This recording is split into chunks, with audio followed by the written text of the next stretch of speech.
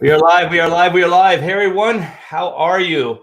We are going to do another Hacks Chat. We haven't done one of these in a while, and I think this is our guest's second appearance on Hacks Chat. So how are you, Eric Ninaltowski? Doing good, man. Not too bad. Thank you for having me on again. It's this guy. It's right here. How have you been, man? Good. Doing good, man. I'm excited about the campaign. Being cooped up at home is okay. We're handling it day by day. Kids are doing school at home now. They streamed this morning with their teacher and kind of enjoying it. It's a bit of a slowdown of life that we're enjoying. Yeah, I noticed that just around the area, we drove around and did some walking and things, and the neighbors, like the neighborhood's coming to life. We see like parents out there with their kids. We see a lot of people walking their dogs and stuff. I don't know, man. It's if you look around, it doesn't seem like a bad thing. You go to the supermarket, it's another story. Exactly. Yeah. You try to get toilet paper, and you're on your own. Way to keep You're in zombie land. Yeah. I saw some pictures where they had armed guards, like police, that were in front of like a pallet of toilet paper. Yeah, there were three, not just one, but there were three armed guards. Yeah, wow, crazy. That is crazy. Yeah. So you all stocked up? Yeah, we had a friend who went to Costco the other week, and she's like, "Hey, like they just restocked." She's like, "You need toilet paper?" And we're like, "Yeah." And there was two people with her, so she had her husband get one, she got one, so they're we're able to get one for us. But I mean, yeah, I'm so glad. Yeah. Well, you off the air here, you were saying that you have livestock, right? You have chickens. I have chickens. We have 9 chickens. So you have all the eggs that you could possibly want. Kind of, yeah. I had a spell like too long ago where they stopped laying. They started molting. And during that process, they stopped laying eggs. So we were like, oh no. But they slowly started laying more. Now we have 9 eggs a day, basically. 8 or 9, give or take. How many chickens do you have? We have 9. Okay. So each one lays an egg daily? Pretty much, yeah. Sometimes, there's the oddball who doesn't, but, You go out and then whip that one. Get me an egg. Shaking around. I want an egg. Well, that's cool because you know what? We're the Thibert here. We are big egg eaters, and my wife even uses them in a lot of meals, like rice meals and stuff. You scramble the eggs up and things. Yeah. Put some shrimp in there and things, and that's the hardest. Everybody's like, "Oh, toilet paper." We haven't had a problem getting toilet paper. It's eggs. Yeah, I heard the price is going up too, huh? Yeah. We have a friend that she goes to a farmer's market, and she's been scoring us our eggs, and they have a pretty good shelf life. Eggs do, so we have quite a bit now. Yeah. Do you sit them out on the counter, not wash them? The ones from the farmer's market, or no, we just put them in the refrigerator and eat them. I didn't realize this, but if you get fresh eggs, if they're unwashed, they could stay out on the counter for 2 weeks because there's like this coating around them that protects them. But once you wash them, then that coating is gone, and then you need to refrigerate them. Okay. So yeah, we basically keep them on our counter and have nice fresh eggs. They're delicious. Yeah, my wife mentioned something like that the shelf life on an egg could be, what did you say, 2 weeks? Yeah. I mean, like if you don't put them, like if you don't wash them and they're fresh, you can leave them out on the counter for 2 weeks. Yeah. She didn't know about the washing thing, so I'll tell her about that. So don't wash them, and you can keep them out. Yeah. Mm-hmm. Very interesting. So this is informative and entertaining. Right. Your COVID survival guide right here. Yeah. So you have a new Indiegogo. You want to talk about that a little bit? Yeah. So Shadow Century just launched not too long ago. I think I've got over 30 days left, but it's the short spiel is it's an X-Men meets the Matrix superhero team book. And the way they get their powers is they have a near-death experience. And when they return from the other side, they bring a part of the or a piece of the eternal with them. They smuggle it back, and so you have hell amassing an army of superpowered beings using this new method, and then the highborn are the heavens version to combat the hellborn. And so it's a wide world that I'm going to be exploring. Lots of new superheroes, new powers, things like that. So really excited about it. And we just funded yesterday morning. So I'm super excited about that. Thank you. Woohoo! Yeah, I saw that.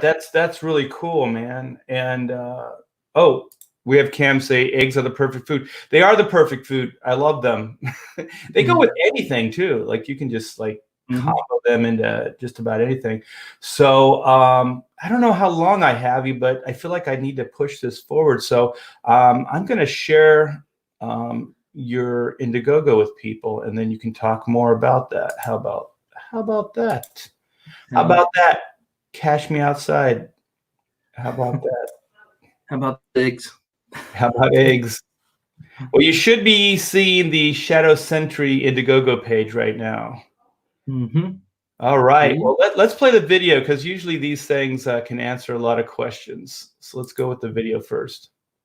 All right.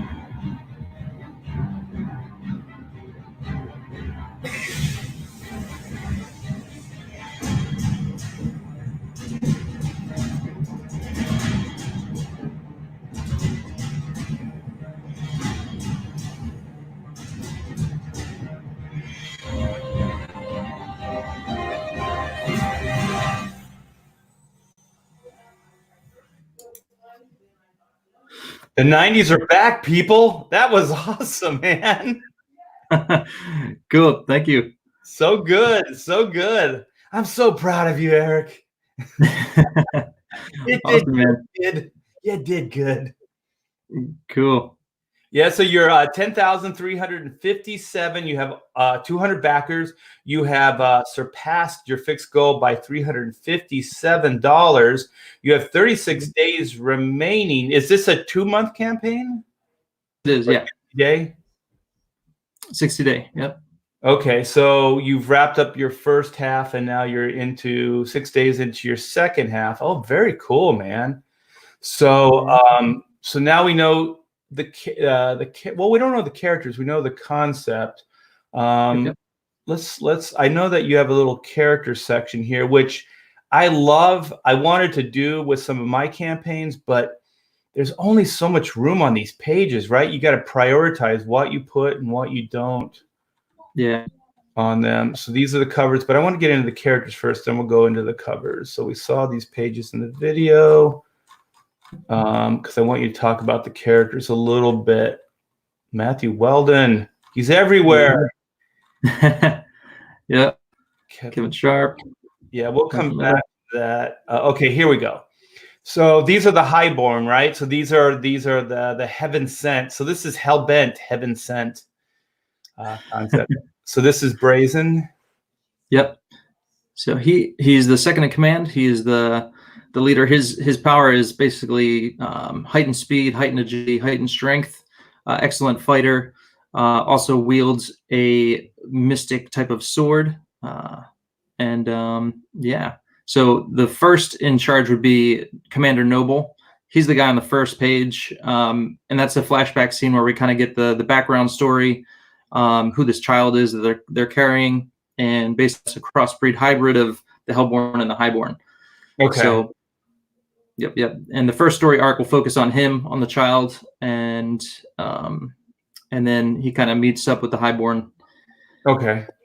And then Cogent there, he is just a huge dude. He's an ex-football player. So if you've ever seen a football player, these guys are naturally huge, 8 feet tall.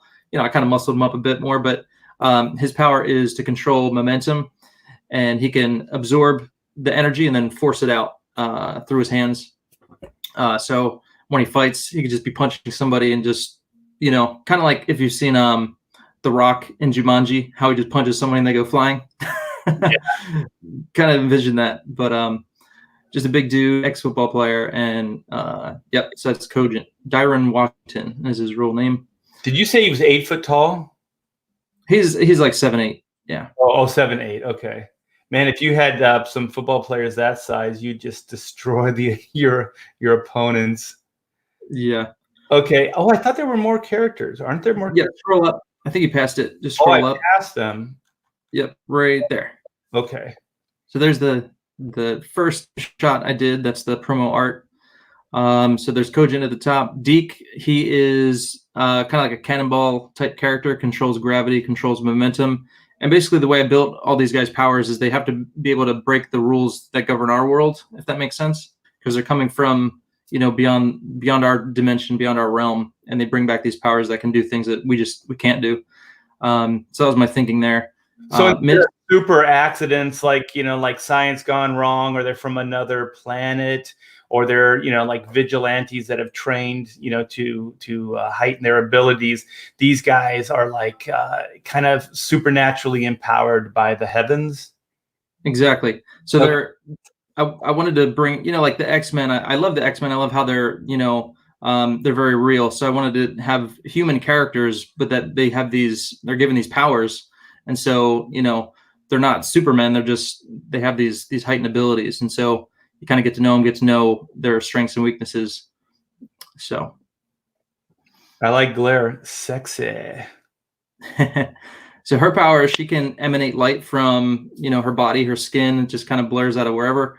But she can also penetrate your very being and just kind of sneak around in your soul, read your thoughts, kind of tinker around in there, and also, put some thoughts in there.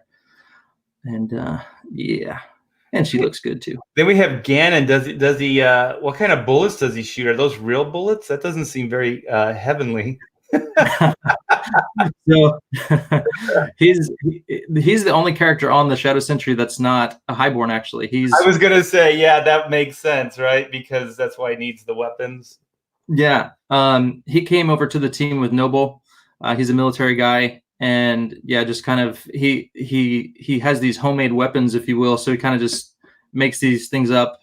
He's got guns, of course, but like he'll have cannons on him and all kinds of weird looking tech. So he's a fun character. So that cannon is strapped to his wrist, right? Yeah. That's pretty crazy. So, and he's got a very like punk rocker style. So he's real like just hardcore, kind of does what he wants. Doesn't always follow what the team is doing at times, So he's that kind of lone gun type character. He's the loose cannon. Ganon. Yeah. and where he got his name from, his parents were huge Dragnet fans, and so Ganon is the name of the one character, and so that's where he gets the name from. Which is so weird. Like if he's a punk rock, so he's kind of like anti-establishment, and then he's got a very establishment name because that show, those characters were very straight-laced, right? Those cops. Oh yeah. That's funny. That's pretty awesome. Cool. I love the artwork. I love the coloring, and this is your, because this is the piece that you showed last time you were on, right? So you've been working on this for a while then. Yeah. Mm-hmm. Yeah. So this was the very first like promotional art that I wanted to get out there to show the team. At this point, I hadn't drawn the team together yet, and so yeah. So the colors were done by Carbon Graphics, and he colored all the covers, and he's also doing the interior colors. Excuse me. He's coming in behind another guy. He was going to do all the interior colors, but he realized how much time it took him, and he was really slow at it. So he's like, you know what, I need some help. So I brought in another guy, and so he's going to come behind him and just add the effects, add the embellishments, and just make it all look cohesive. Got it. Okay, so do we have the Hellborn in here, or is this just do we just highlight the? We got a few right there. That is Vengeant. Okay. Vengeant and Bloodbane. So and they're in the one cover as well that Kevin Sharp did along with Hopscotch. Yeah, I'll go back up to that. Gorgeous. Okay. Sounds good. So what are the bad guys? What do these guys do? So Vengeant, he whatever you come at him with, whatever anger or intensity or power, he basically just sends it right back to you. So he feeds off of your anger or whatever you're fighting him with. It's just he feeds off of that. So he's a really formidable foe, and he's a really good fighter. So he's kind of like the dude you definitely don't want to fight if you don't have to. Yeah. So what you win is like not let your anger get the better of you, right? Kind of, yeah. Because he'll just use it against you. What's that? Because he'll just use it against you. Right. Mm-hmm. Very cool. So he's the leader, well, the sub leader, if you will, of the Marcion, Lord Marcion.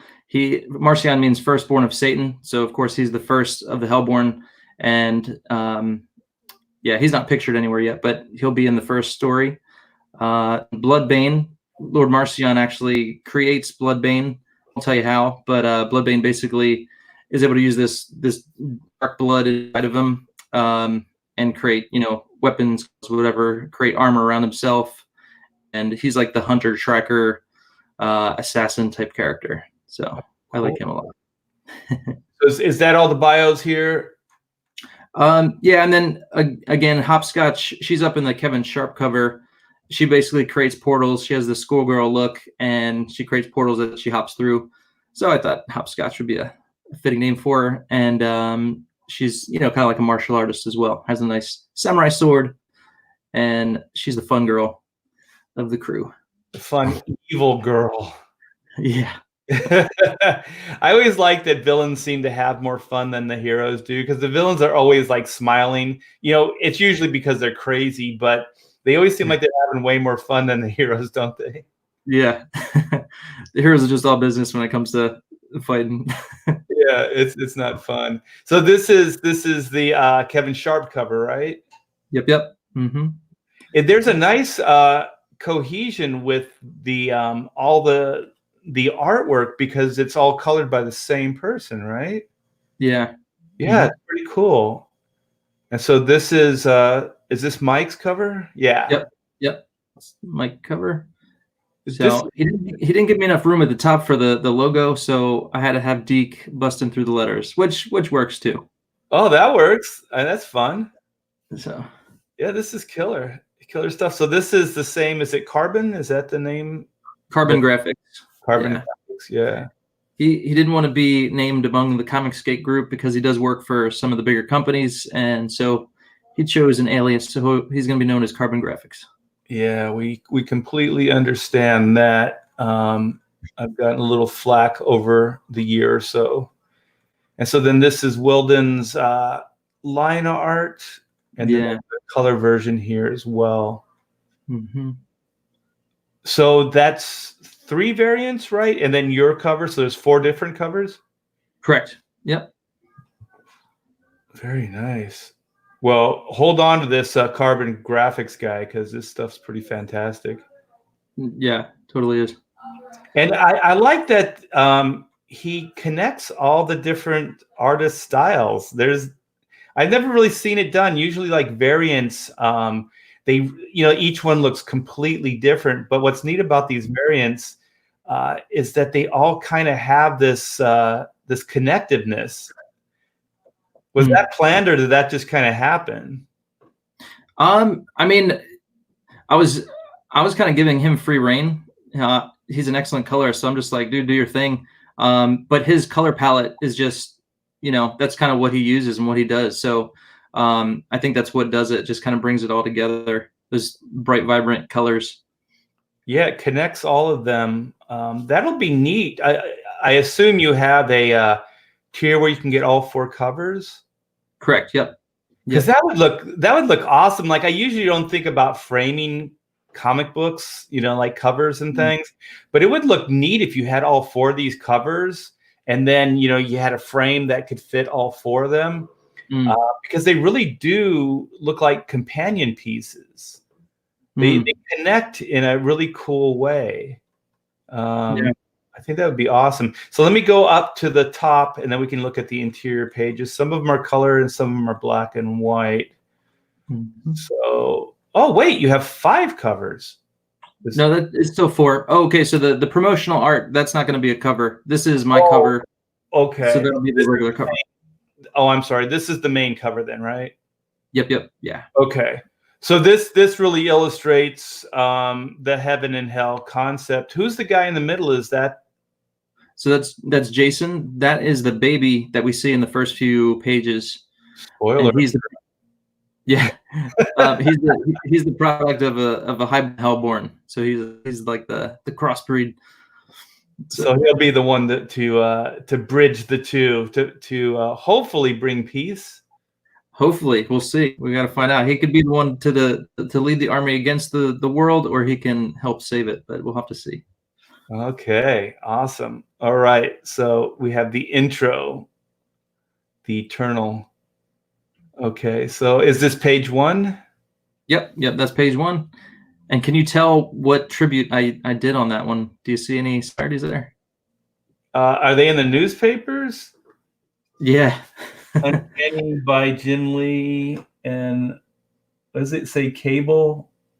So Scott Williams, Chris Claremont, I put on there too. Oh, cool. But it's from Uncanny X-Men 271. It's like the first page. Oh, okay. Very cool. Oops, sorry, I thought they were knocking on my door. Oh, that downshot's killer. Look at that. Are these these aren't in sequence, right? They are. So this next one is a double page spread. So that's page 2 and 3. Also, those are the people that are chasing. Oh, I see. Okay. Correct. Those are the people that are chasing them? Yeah. Man, you start off with a bang. That's what I was thinking. 2002. So this is a little bit of backstory then, right? Correct. Yeah. And then we'll go present day. Uh-huh. So he's smacking the wall here. Is that what he's doing in the third panel? So he's punching him and he's flying through the wall. Oh, okay. Yeah. So I know it's hard to see. In the second panel, he's kind of like in the foreground, and then the idea is he's like punching him through the wall. I wasn't sure if I should have like his feet back there inside the wall or just leave it black, but I probably should do something back there, maybe just to hint at he's flying in there. So the guy that's running with the woman and the baby, I assume he's got superpowers, because I don't think you'd come back from getting hit like this, right? Right. Yeah. So he's actually indestructible. So he could take it. That's convenient. Right. It's so comic books, man. I love it. Oh man, this guy's getting thrashed. Oh man. Oh, so these pages just set up some of the characters, and then who's who, and then you kind of get some of the backstory here in this panel. So you find out that Robert is what he goes by. He's the dude with the ripped shirt that got punched through the wall. He fell in with the Hellborn, and then fell in love with this woman Valora, who was part of the Hellborn, but he himself is a Highborn. So he's kind of just saying like how they helped him, took him in when he was being hunted by these government goons who wanted to find out how he got his powers and duplicate it, like some super soldiers or whatever. And now he has this baby, and they're after the baby because they know the potential is there for him to be really powerful. Right. So the woman's still running with the kid, I assume at this point while all Yep, this is yep. going. Oh Yeah. man, that's a bitch move, man. Kicking him behind the knee.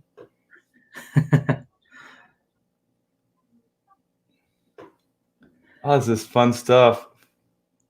Now the condescending, like I got you now. Now the villain's like condescending to the hero. Uh-huh. Oh man, she's booking it. Does she have super speed? Because it'd probably help out in this situation. She does not. No, she's more like a witch and just can kind of manipulate stuff and kind of like the dark arts. Can she turn invisible? 'Cause that might help. Nope. Yeah. None Although of her, none of her skill sets are going to help out in this situation, I assume. she's good at like masking things or creating an illusion type deal too. So that comes in handy. Oh, that'll work out perfect. Yeah.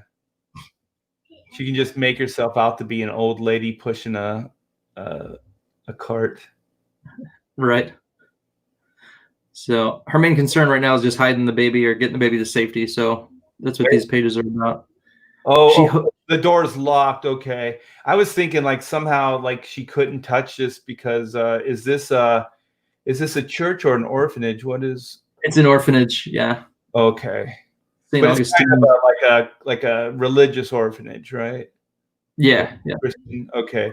Because at first I thought maybe she couldn't touch the handle because it's all red. Like I thought maybe she has kind of demon powers and she couldn't go in there. Mm. So she opens the door. Oh, that was nice. She didn't put him on the doorstep. She put him inside. Usually you just see him drop him right on the doorstep. Right. That's cold. Yeah. So does she kind of pacify? Is that what she's doing? Like he's crying and then he's all calm. Mm-hmm. Yeah, she like puts him to sleep, and then she goes outside and she creates a new facade for the building and makes it look like a construction zone. And that way, it's like, oh, I didn't drop the baby in this orphanage. Like they'll totally pass it by, won't think of anything of it. So. Oh, very good, very good. That's a cool shot of her holding the baby. Cool. Yeah, so she's she put the baby in the church, but then the villains show up and it's like, oh, she has a baby again. So obviously she's used her power to make this new visual that's not really there. Yeah, she's just the illusionist. Oh, very cool. So are you inking this traditionally? Yes. Yeah. Yeah, it looks nice. All those hatches on that guy's face in the second panel. Very cool. Cool. Yeah, I can't do digital inks. I've tried. I need a lot more practice if I were to do digital, but I'm like with traditional. Don't worry about it. If you can do it this way, don't worry about it. I clean up sometimes digitally. I'll clean up the inks, but yeah, I don't do much of it. I don't really care for it. Yeah. Okay, so this is being reported back to the big bad. Is that? You got it. Yep, that's Lord Marcion chilling in his dark lair. Not happy, he's not happy because they didn't get the baby, right? Yeah. So does this guy make it, or do we have to read to find out? You'll have to read to find out. It doesn't look good for him, though. I'm just saying. Very good, man. This looks awesome. So let's find the tiers and have you go over the tiers. Sure thing. Oh my gosh, I'm so happy for you, Eric. Because I know we talked about this like a year ago or something, right? Yeah. My last campaign was like last November, something like that. I don't even remember. Yeah. How much do you have done? I'm currently on page 9. All the covers are done and stuff, but I'm kind of just taking it a step at a time, page at a time. And it'll fill in August. So I gave myself plenty of time, and I could be early on the campaign, but that's the plan, at least, to be early, not be late. How many pages is it? 48 pages. Oh, cool. Very cool. So the featured is all 4 covers plus the print. Correct. Very cool. So what's the print? What's the visual of the print? The print will be the promo piece. There you go. Yes. Ah, very cool. Yeah, so they'll get all the killer artwork. Yep. Ooh, frame all those up and then have the print on the bottom. Oh, that'd look awesome. That would be cool. Dress yeah, so up I had to go ahead. Oh, I said just dress up your studios with some killer artwork. Yeah.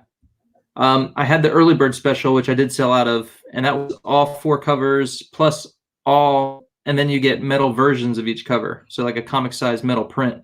Oh, you took it down? It's not here? Yeah, they sold out. So I only did 50 of those, I believe. Oh, very cool. Yeah. Did you see metal covers? No, it'll be a standalone like metal, comic book size metal. Oh, okay. Like a print, but it'll be that aluminum type of. Exactly. Here, I have one down here. Okay, let me stop sharing so I can show this to people. So this is a Batman Beyond comic size metal print. So bagged and boarded, you can kind of get an idea there. So yeah, nice and shiny. So yeah, you'll on that tier you would get all 5. You get each cover plus the promo art in a comic size metal. Oh, very cool.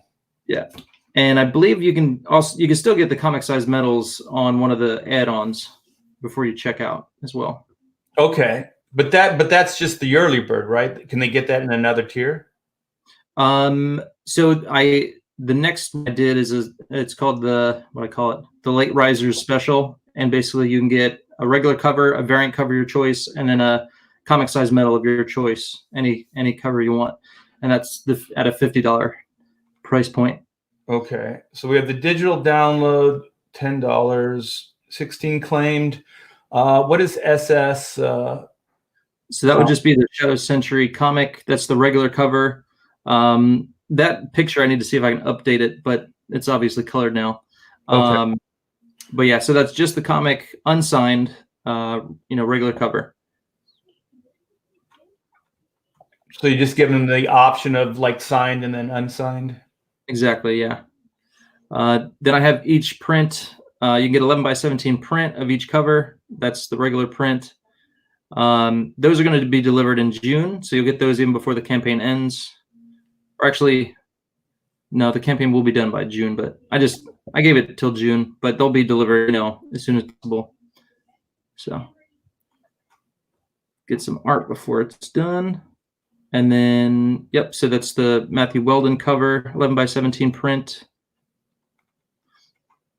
Got the Kevin Sharp, 8 claimed, nice. Yeah, that thing kicks ass. Let's see how many. Oh, 0 for Mike. Man, sorry, Mike. Sorry, that was nervous laughter. It wasn't laughter at his expense. So this is the comic signed with a thank you. So is it going to be like a thank you in the book? Correct. Yep. So in the back of the book, I'm going to have like a newsletter section, and the thank you, all the thank yous will be there. Your name will be in the book, and then you'll get the signed copied regular cover. Killer. 38 claimed. Get a variant cover. So yeah. Is this, you get to choose which one you want, or is this? Yes. Yeah. Okay. So now they have the drop down, and you can pick which one you want. That one you can select which one you want. Okay. And the reason this one's in black and white is because it still wasn't colored. Correct. Yeah. When you put this together. Okay.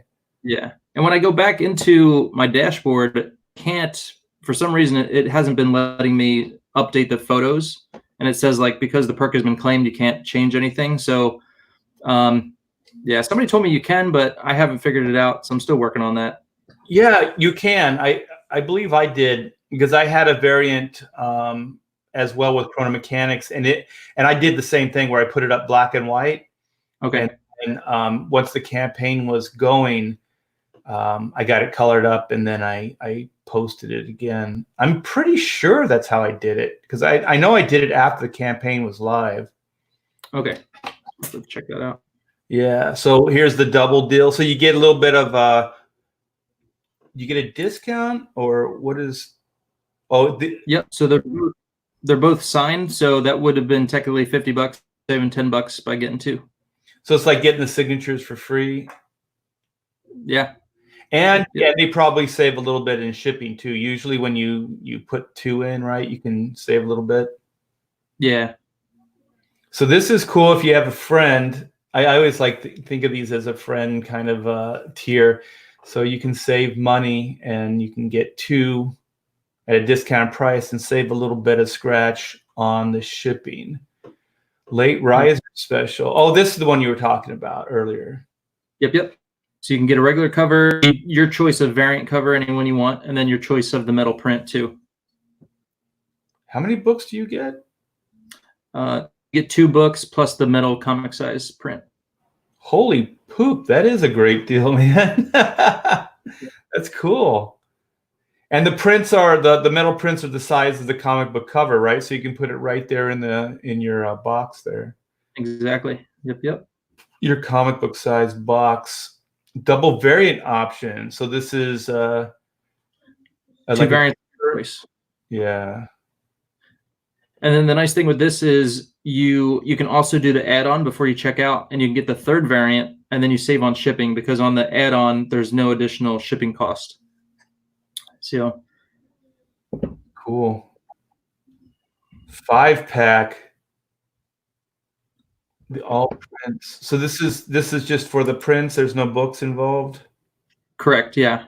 Okay. Killer. Unclaimed. Sketch. Oh, these ones I love. Head sketch. Will these be in the book? Those will be. So I'm doing a sketch cover version. So it'll be on the cover. And what I'm trying some different idea I had, but they're going to be more like a, what's it called? A slip cover rather than bound book. And that way they could take it off the book. They could frame it separately. They can read the book without jacking up the sketch. But it's a slip cover, and they could, take it on off however they want to do it, but just give them the flexibility to do something different with it. Yeah, I was going to do like with black and white, I was going to do the sketches in the book, but one, it's kind of a pain in the butt, and I couldn't really figure out how to do it. Ethan figured it out where he's got a dedicated page to it, but like remarks and stuff, you can't really get a good drawing on there. So what I did is I got like comic book size board, like art board, Bristol board, and I printed the black and white logo on it. And so I do all of the sketches and drawings on those. So they're like the size of a comic book, but they're not, I can put them into the Gemini mailer. It fits right in there. And then, like you said, they can frame it up or like some people have like these portfolios. You've seen them at cons. I love them, where they have like portfolios of all their artwork and stuff, like the commissions and con sketches and stuff. So I think it gives them more options that way. I know there's a lot of people that like them, like either the blank covers, they like drawings on those, or like the remarks. But me personally, I like the artwork. I just like to have that separate. So, so that's kind of what this is going to be. It's going to be in the book, but then you can take it out of the book. Is that right? Or so it'll be like a wraparound cover, but it just won't be bound. It won't be stapled to the book. So I'm calling it a slip cover, where it's like you could just take it off, or you slide the comic back inside and then put it in your bag, however you like. Oh, so it's just folded like a cover, and then the comic book slips right into that sleeve or whatever, that folded piece. Exactly. Like a peachy. And it'll be I'm calling it a sketch cover because it'll be like a blank cover still. So it'll have the logo and everything printed on it. Exactly. Yeah.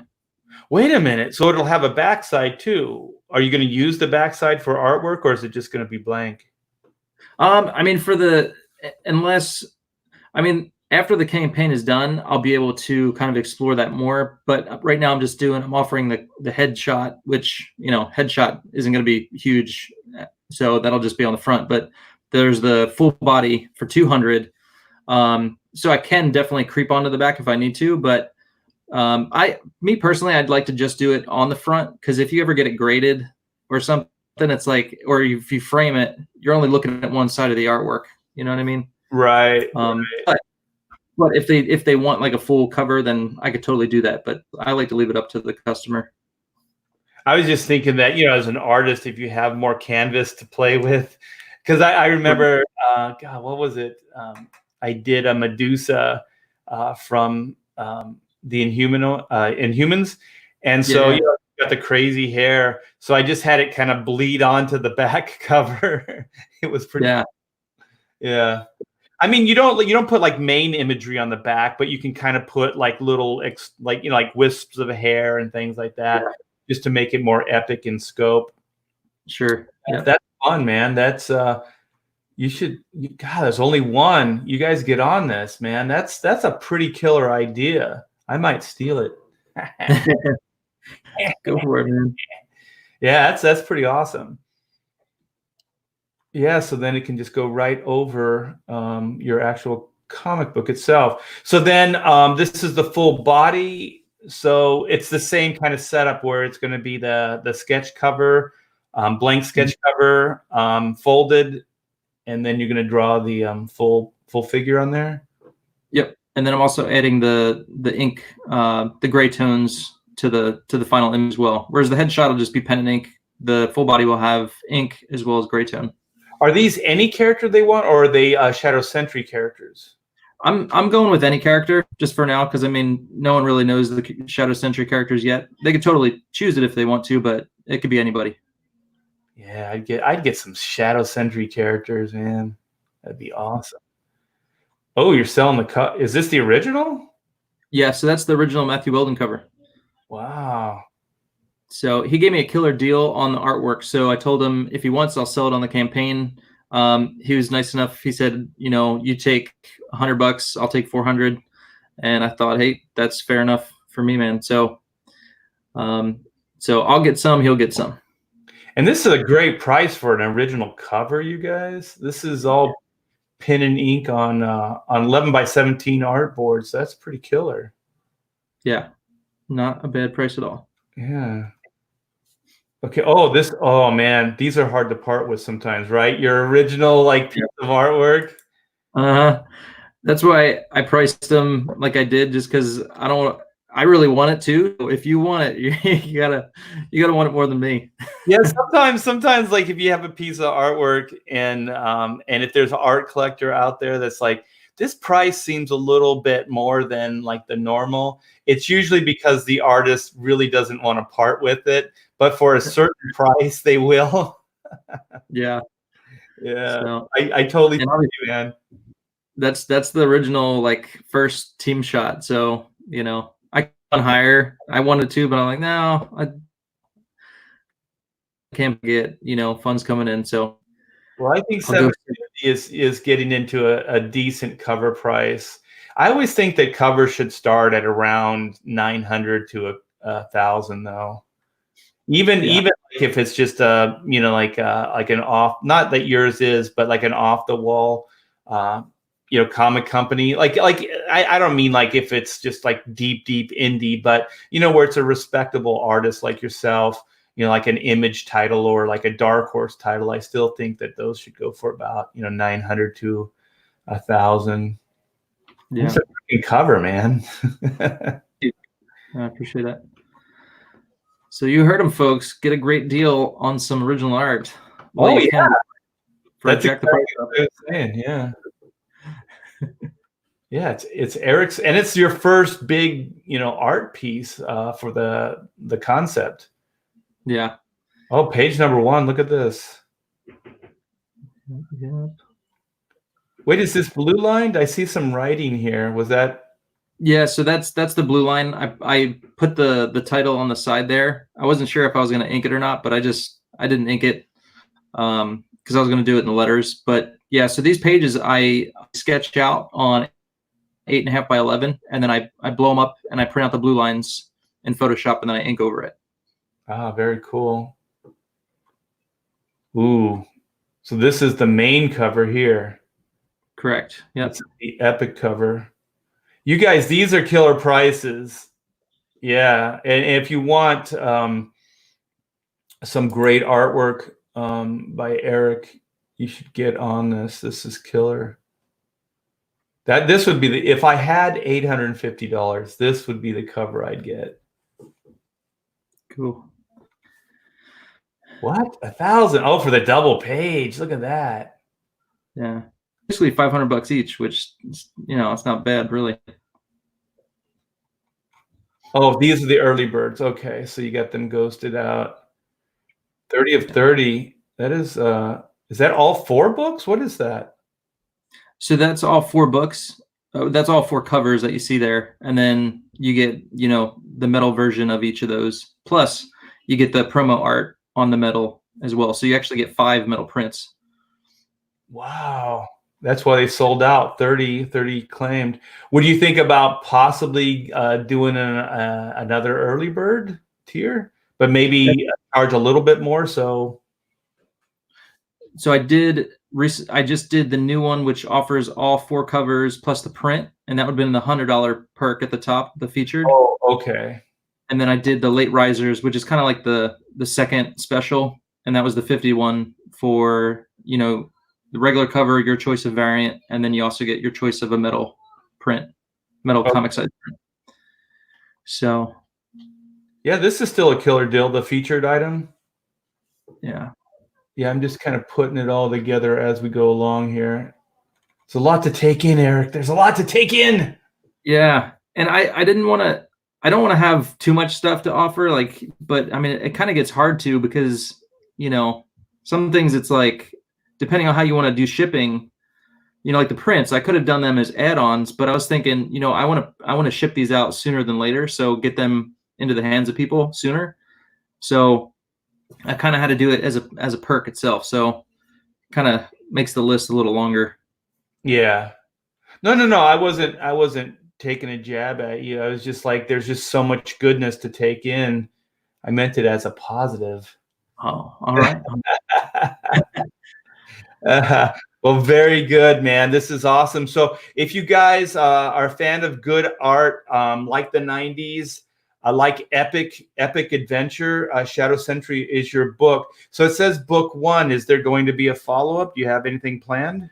Yeah, so book 2 would be the end of the first story arc. So that'll give you the complete story for this first section, and then totally, I mean, it's an ongoing series if I can keep funding it, and yeah, it'll be an ongoing thing. So would you possibly put them out like every year, or how often do you think these books would come out?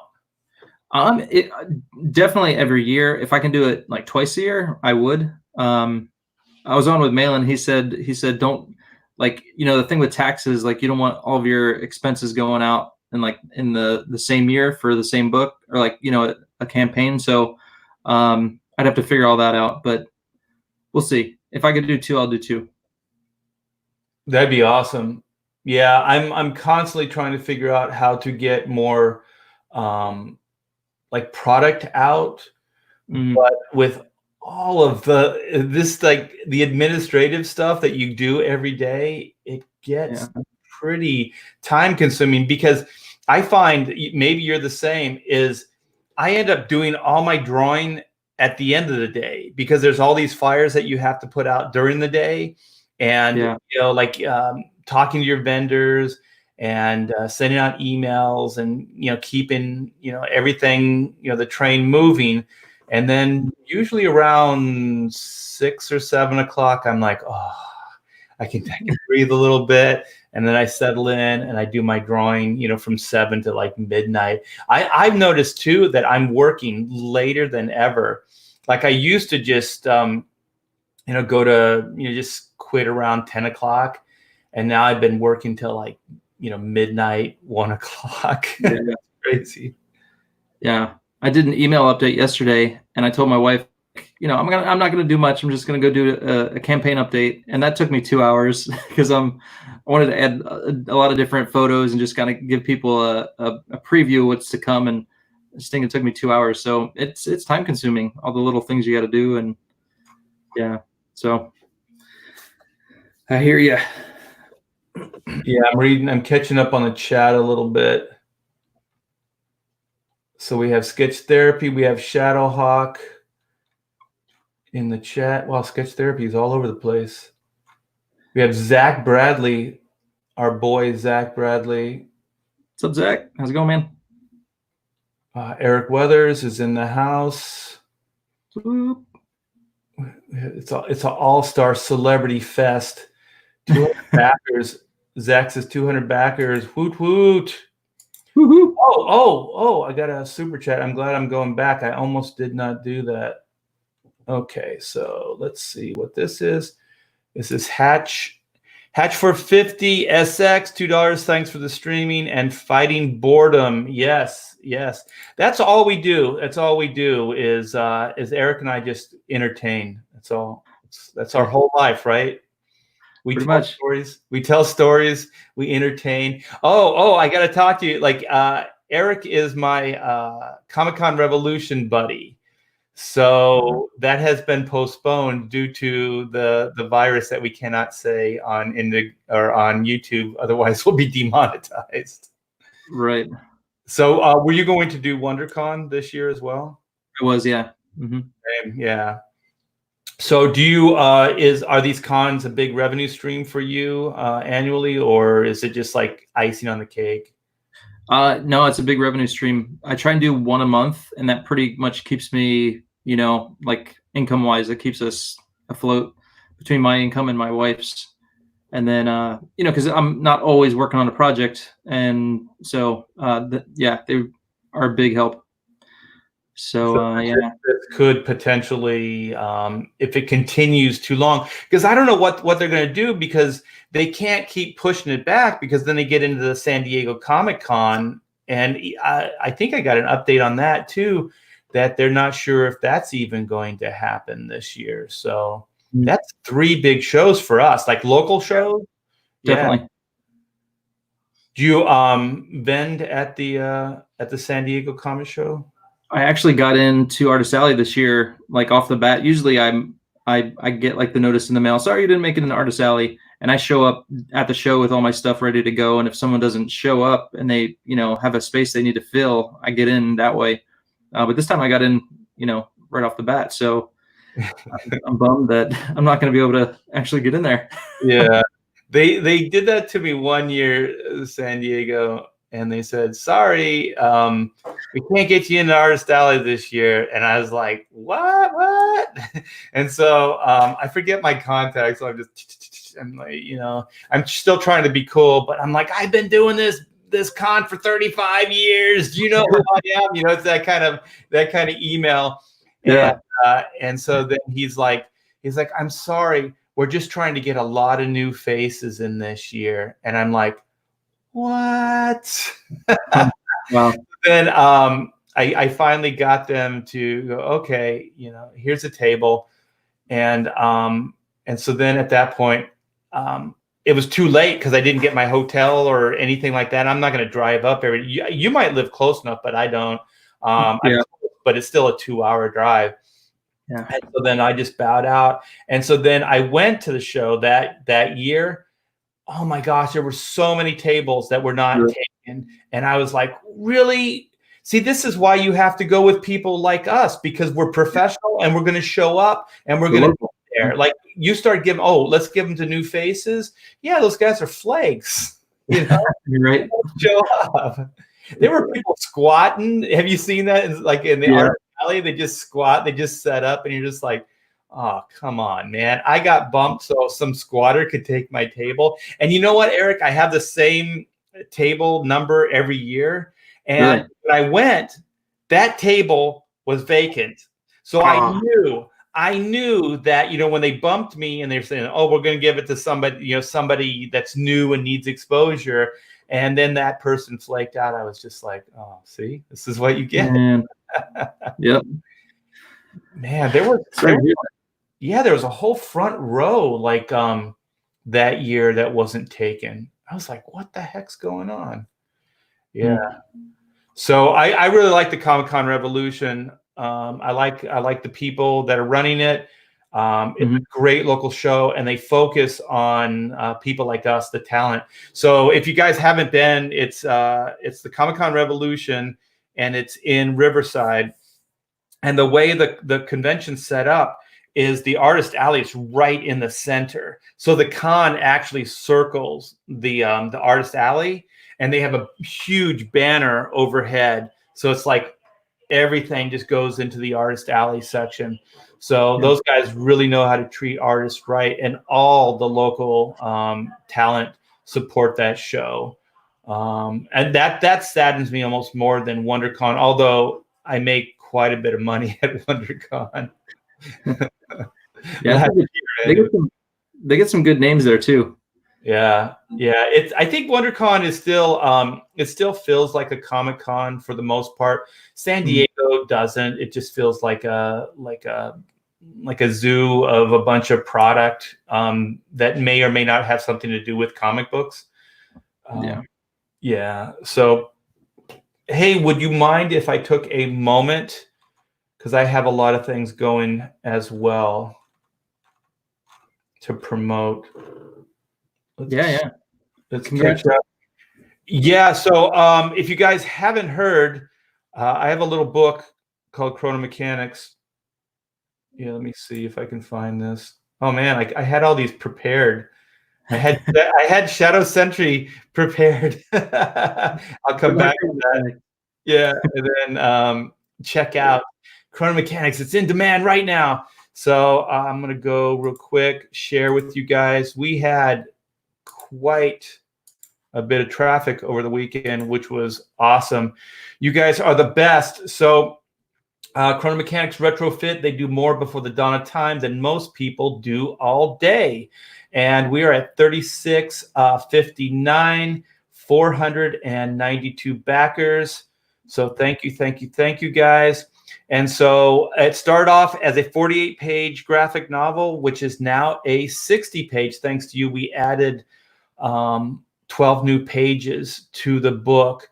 So Retrofit is basically a team of highly diverse, ego-driven time repairmen as they race the clock to keep the Earth's erratic merging timelines from imploding. To compound the problems is a self-centered, workophobic new recruit who may or may not be the one thing that they cannot fix before the world falls apart. So this is Team 9.2 of Sector 7. These are the best of the best mechanics to ever turn a wrench, and they work for a company called Chrono Incorporated. And Chrono Incorporated is a company, a repair company that fixes time. Right about now, I'm blowing your mind. You're like, time? How do you fix time? Well, time is literally a nuts and bolts clockwork machine that was built in the very fabric of the universe at its inception. So this machine is massive. It is beyond comprehension. And since it's really ancient and old, it breaks down a lot. So we basically have teams that go out and repair the big machine. And like I said, Team 9.2 of Sector 7, these knuckleheads, these guys are the best of the best. So that's why the story focuses on them. And they've had a little bit of a mishap in this story. So they lost a mechanic. I also want to show that it's dangerous fixing time. Just like, some average Joe type jobs, working high tension wires and building skyscrapers and stuff. There's a lot of potential there to get hurt or even die. So just to show that these mechanics are really putting their lives on the line, we open up with the death of a mechanic. So there always has to be teams of 4 mechanics. So the guy with the guitar in the foreground, that is the new recruit. So he's a 21st century rock star from the 70s. And usually Chrono Incorporated does not recruit from the latter half of the 20th century. The early half, yeah, they'll recruit, but not the latter half, because they're kind of convinced that they're a bunch of knuckleheads and slackers. So we got to see how this kind of spoiled, pampered rock star slacker fits into a team of highly motivated repair people that are focused on saving time. So that's the basic concept. Here are some interior pages. We just added a bunch of new pages to the site, and I want to show you. Oh, we just added a new piece of artwork too. So we have a new piece. Like the artwork's selling really, really well.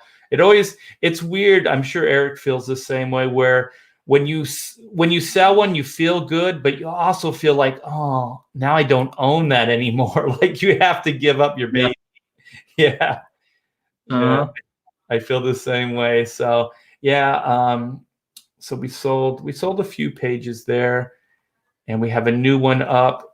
So this is basically Doug being introduced to this new world of chronomechanics.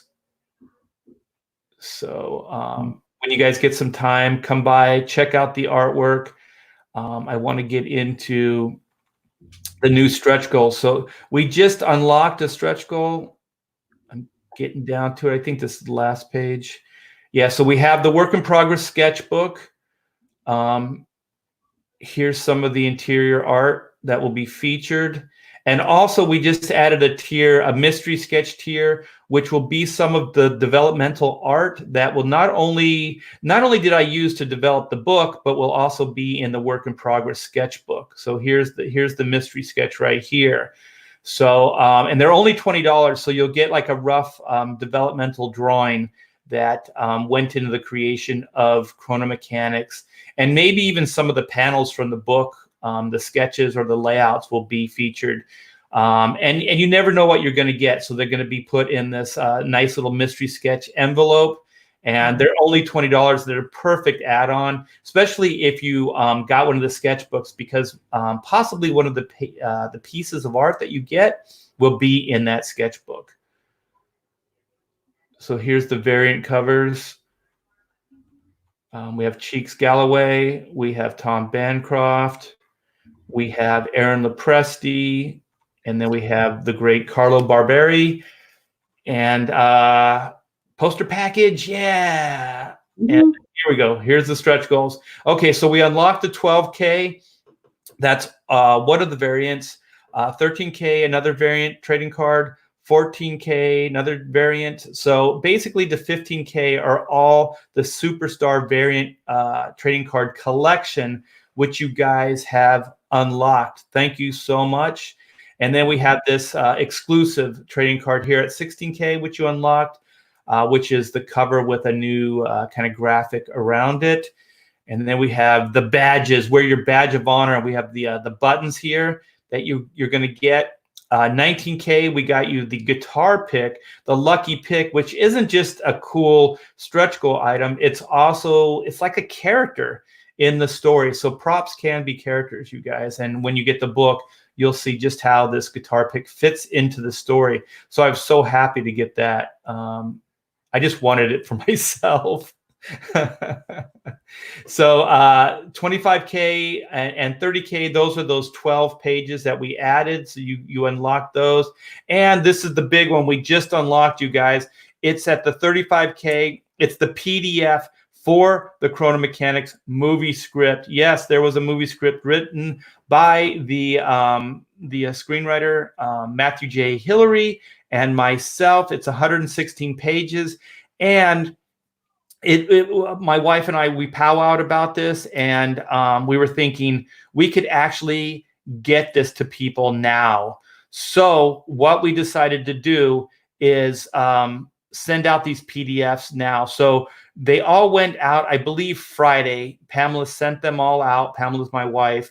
She sent them all out. And this is kind of just to help you guys, because I know a lot of people are suffering from cabin fever right now.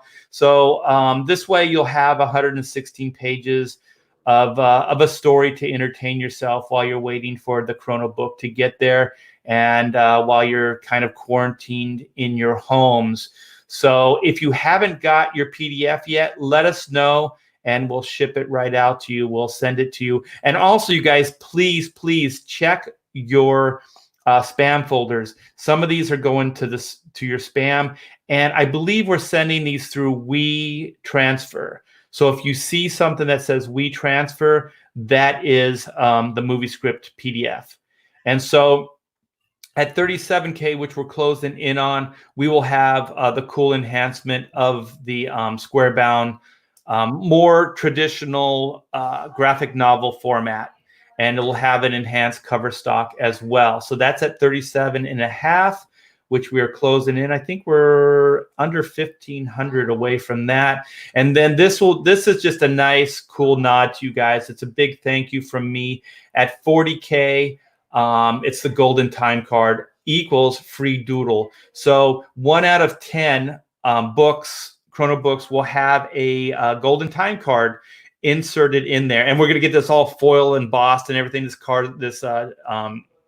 time card is going to look awesome.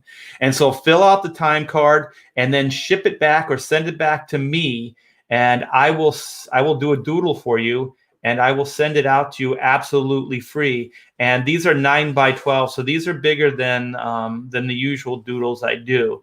And so that will all be brush and ink that I'll do for you guys. So that's just a nice kind of way to motivate and get us to that 40K, and something fun and free that I can do for you guys, just to show how much I appreciate all the support and the backers that have been part of this. So I'm going to come back. That's my spiel. What do you think, Eric? Is that a good job? Looks awesome. I love that golden ticket idea. That's rad. That's fun. Yeah, I thought that. I remember in Image they had like a bonus thing, or there was like a ticket that they put in the books, and I think it was actually kind of folded into the spine, so okay. you could pull it out, and I think if you filled it out, you could get like a one of a kind collectible or something. I can't remember what it was that you got.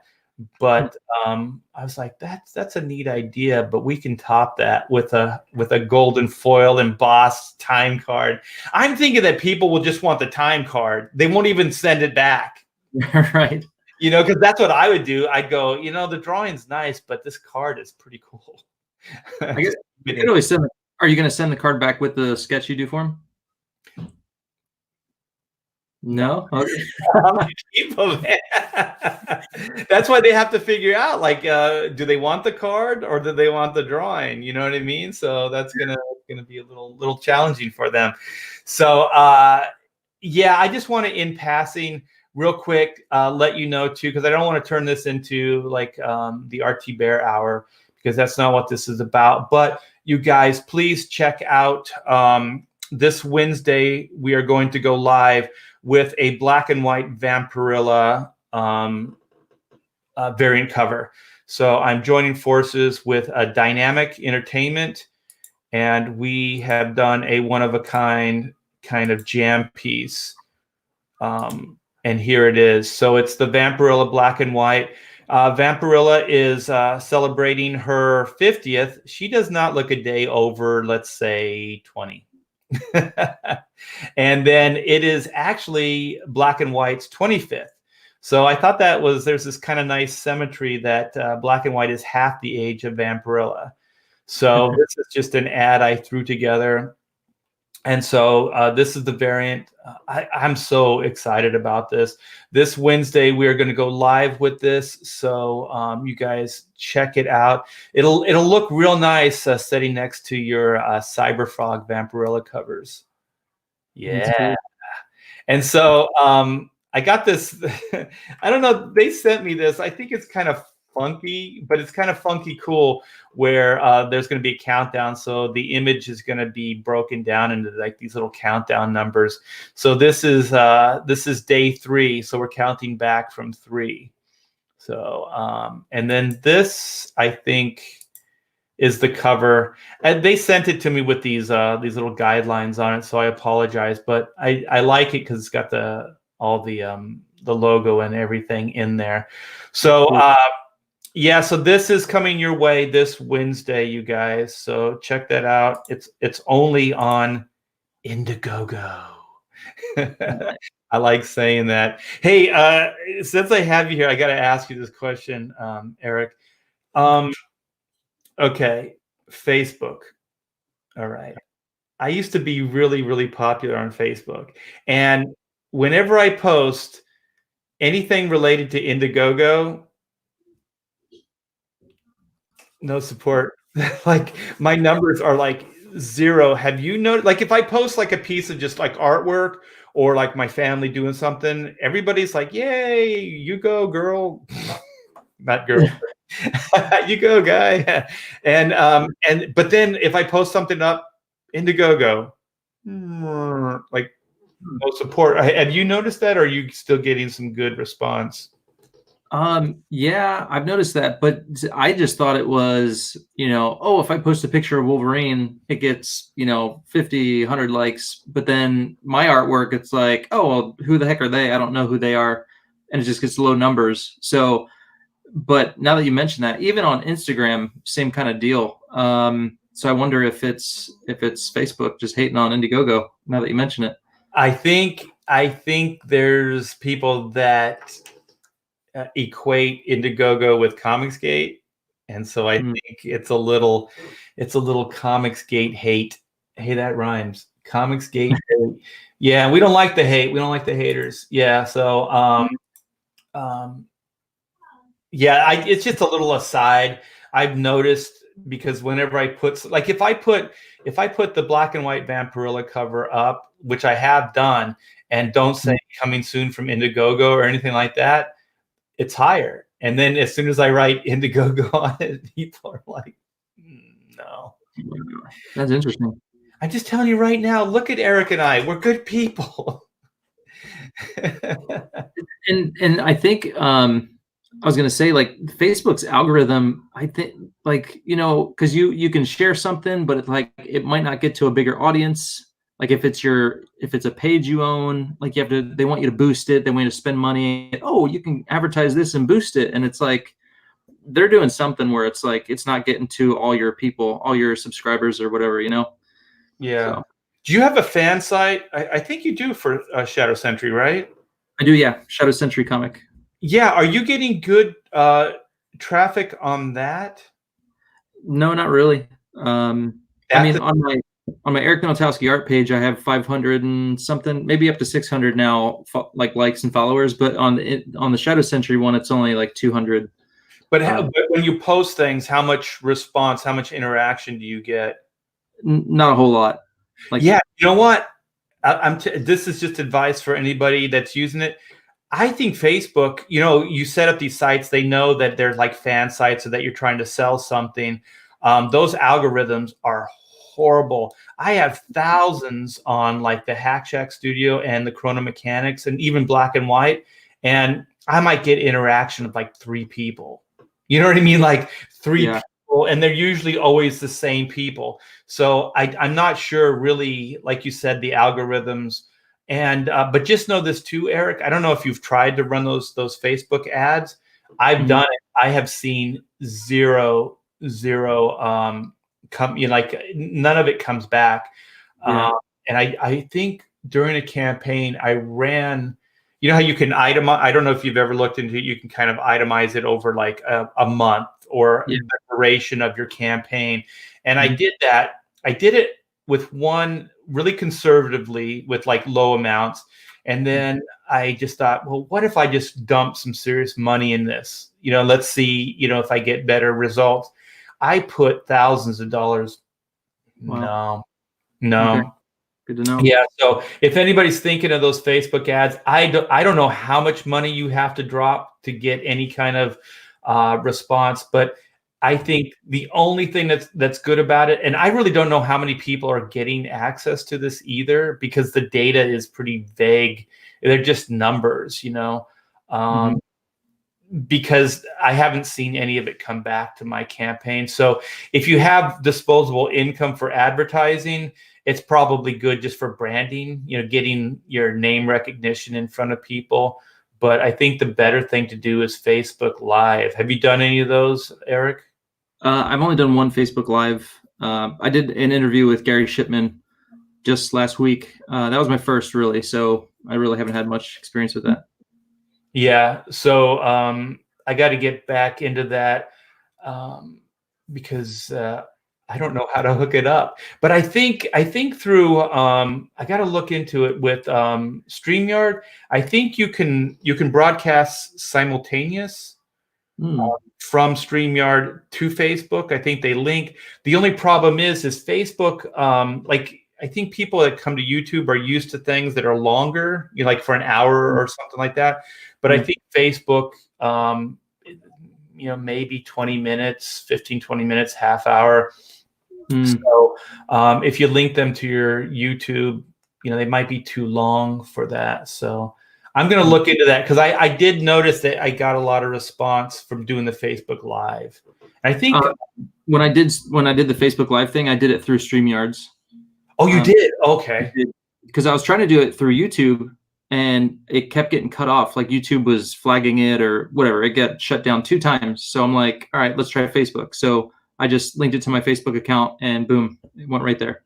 Yeah, mine's linked as well. So how did you tailor it? Did you do 20 minutes, a half hour? What was the length of your show? We did, I think almost 50 minutes. Okay. But again, I was kind of just doing it as a YouTube kind of interview type stream. So was that the one with Gary? Yeah. With your shipment? Okay. Yeah. Sorry, I was reading at the same time. Kevin says refresh art.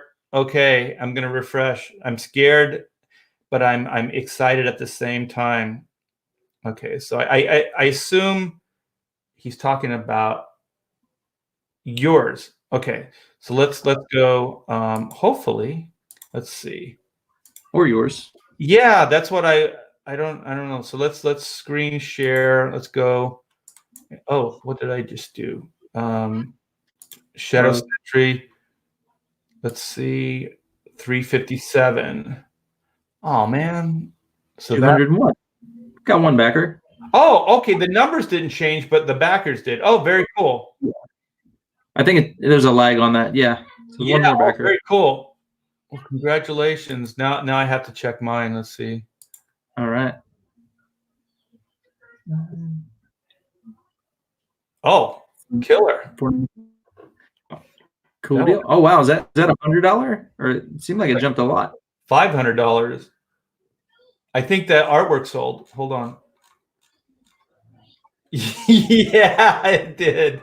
That's awesome.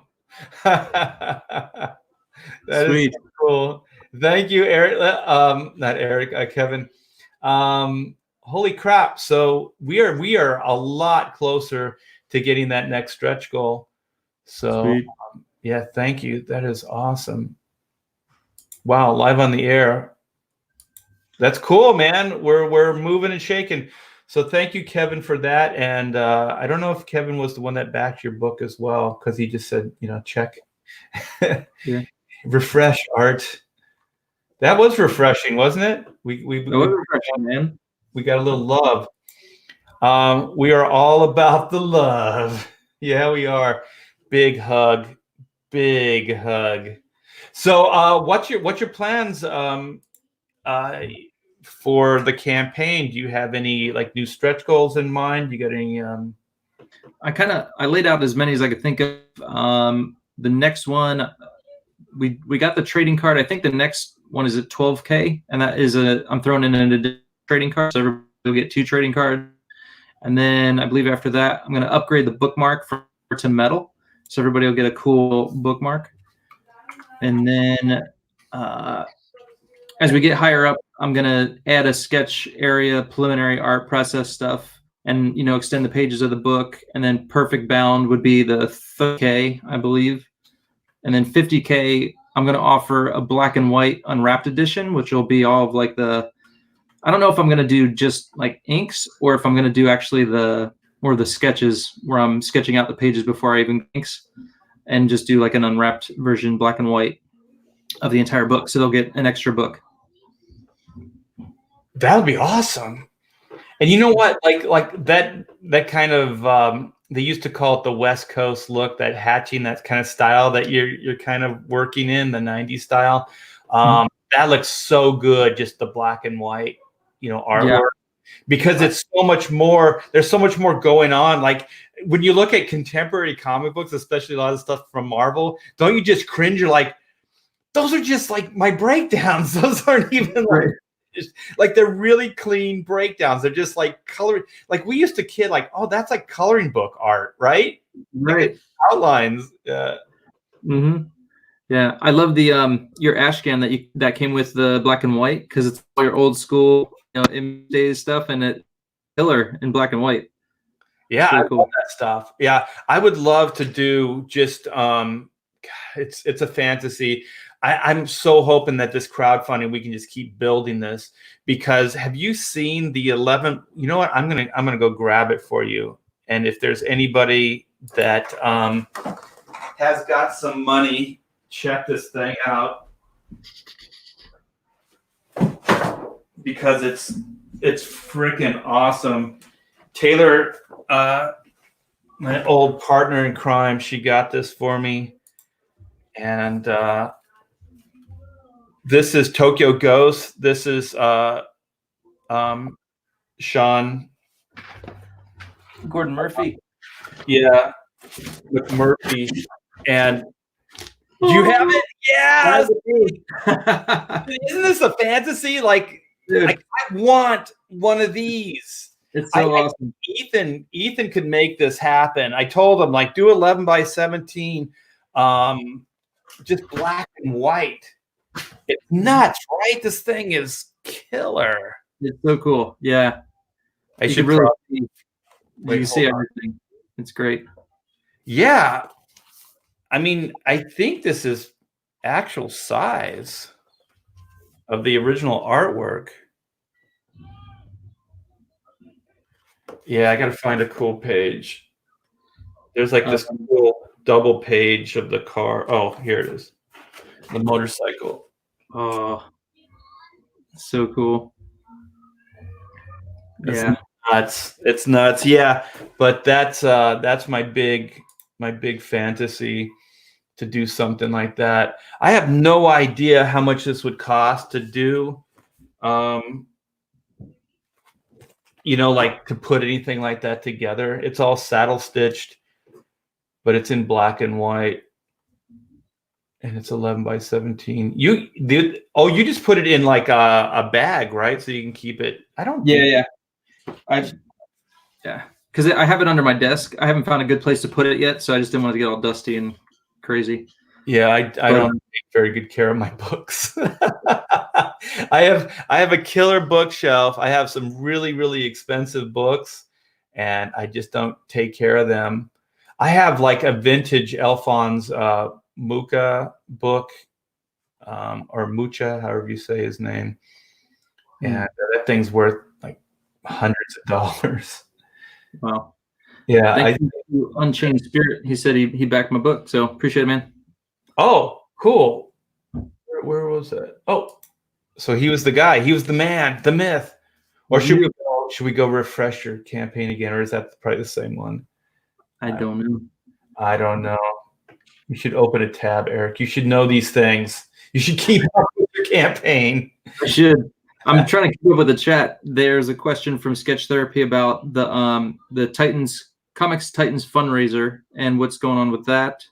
I gave the reins over to someone else. I was taking care of the finances of that, but I had to give that to somebody else because it was taking me. I was so busy with other stuff I couldn't do it any longer. So someone else is doing that, but I'm still involved, and it's still out there. It's still running. So if anyone doesn't have the funds and they want to back a book and they can't afford it right now, you can go to Comics Titans fundraiser, give them your information, tell them what book you want to back, and they will get it for you. So it's a really cool thing they're doing there. So is that with Pope Fire? Is that this one here? Correct. Yep. That's the Comics Titans fundraiser. Yeah, I gave her a bunch of like prints and artwork and stuff like that, because I think what you guys were doing, you were like raffling those off or something and trying to create money. Is that the thing? Yeah, so we're trying to raise money, and then that money that we raise goes towards funding the books for people who can't afford them. So like all the stuff you would donate, prints and all that, she would sell them or raffle them or whatever, and then that money would go into the into the pot, and then we just use the pot to, buy the books from people. Okay. Very cool. Yeah, that was early on, like a year or so ago, right? That was started. Okay. Mm-hmm. I'm just not sure. Like I don't really keep up on everything, so I got to kind of connect dots, after the fact and see. Oh, that was the same thing. Okay. All right. Well, very good. Hey, Eric, do you have a parting shot for everybody? I would just say check me out on all the social medias, Eric Ninaltowski Art. I am on YouTube. My channel, I'm trying to do more guests and things like that, but I do a lot of drawing streams. Had my first guest last week, and yeah, just trying to do fun stuff. And then please check out Shadow Century and back it if you have not already. I appreciate you. Thank you so much. Yes, and thanks, guys, for hanging out with us in the chat. Thank you for the super chat. That was very, very cool. And Comicsgate, man, let's just keep building. When the rest of the industry is kind of scratching their heads, wondering what's going on, I really, really do believe we are leading the way to a new kind of form of getting these comics in front of people. So thanks to everybody that supports these books. And thank you so much, Eric, for coming on and hanging out with me. Thank you for having me. Blast. And I'm going to miss you, man, at the cons. I know. I don't know what I'm going to do. Yeah. Because the thing is, I think we were both on the ends, right, at Comic-Con Revolution. I think so, yeah. Yeah, so it's always good. You have this huge booth, man. You have all these prints and everything. I have like a table. And the good thing about like when you're on the same aisle as somebody that you trust is you can take pee breaks. Yeah. Hey, Art, can you check, take care of my booth? And it's like, and then you always have to do this, right? It's like, these prints right here are 20. These ones right here are 25. These are the special metal ones, so these are more expensive. And we're kind of pushing these here today because you just don't want to lose a sale, right? So, so you turn everybody into experts on not only their own books and prints, but the other guys as well. So if you have enough friends like that, everybody's product line, the prices, everything. It really helps, man. And what I was doing at WonderCon the last 3 years is my wife puts this care package together, this igloo care package. And so I have all these sandwiches. I have like apples. I have carrots. I have all these snacks and everything. And so anybody that's around me, I'm like, carrot, apple, sandwich. I'm passing out stuff. So it always helps to have like a con buddy, or at the very least have somebody that can make a food run, because sometimes you don't want to leave your table, right? Or you can't. So you're starving at these shows, man. I know. It's rough. It's rough. We're made of better stuff, though. We will survive. All right, everybody. Go check out Shadow Century. It's on Indiegogo right now.